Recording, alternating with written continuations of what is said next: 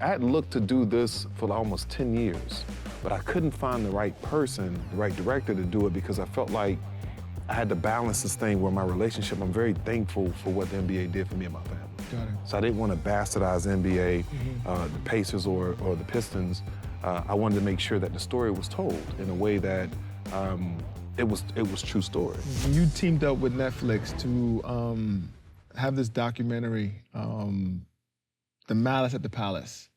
And this is actually the first time you've actually spoken out on what happened. Explain why you decided to join with this documentary. Well, I think the narrative was created and really wrongfully, to be honest. A lot of people didn't even know that I actually took the NBA to court and won. People thought that I went through my whole suspension, I got reinstated. No, I took them to federal court and won. Oh, you had to win. And the federal court said I had the right to do what I did. Nobody talked about that. At that point, I knew and understood what the business was. And so I knew at that point, I was in a battle just like myself, trying to figure out whether I still love playing basketball anymore. And part of me didn't after that situation happened. But then, social media got stronger and stronger, and every year's like this damn anniversary. I had looked to do this for almost 10 years, but I couldn't find the right person, the right director to do it because I felt like I had to balance this thing where my relationship, I'm very thankful for what the NBA did for me and my family. Got it. So I didn't want to bastardize the NBA, the Pacers or the Pistons. I wanted to make sure that the story was told in a way that it was true story.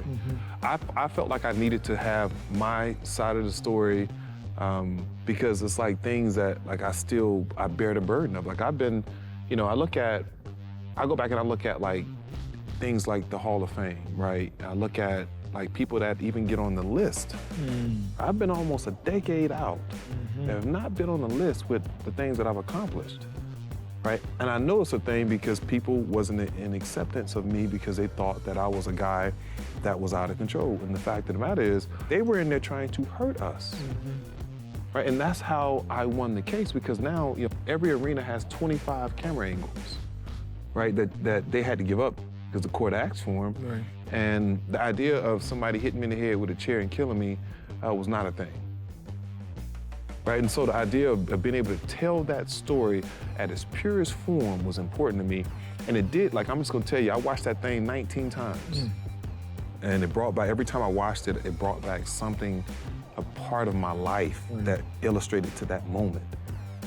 And it was one of the hardest things that I was able to had to deal with, but it was like therapy in the making for me because I was bitter towards it. Right. So you have closure. But almost 20, we're going to almost in 20 years since then, we seeing the same nastiness from fans, feeling that they've paid their money and they deserve to say whatever they want to say to the athletes, throw things. Are we not getting better as a society? Some of it is. We talked about this earlier. I think some of it is culturally. Right, people think that they own you, right? They pay whatever they pay, whether it's $80, $100, $200, $1,000 for season, whatever the season ticket stuff is. That doesn't give you the right. That gives you the right to watch the game. Right? You don't own players. Right. Right. This is our job that we go to every single day. I think it's a fine balance that we have to have because I think without the fans, there's no business, right?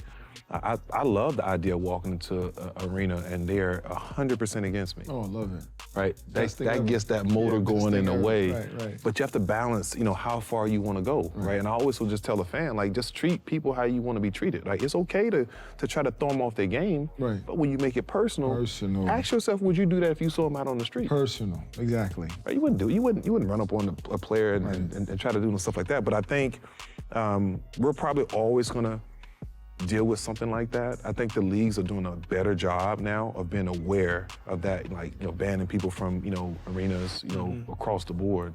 But we'd like to see that relationship continue to get better because I think it's a relationship that needs to be strong, for these leagues to survive.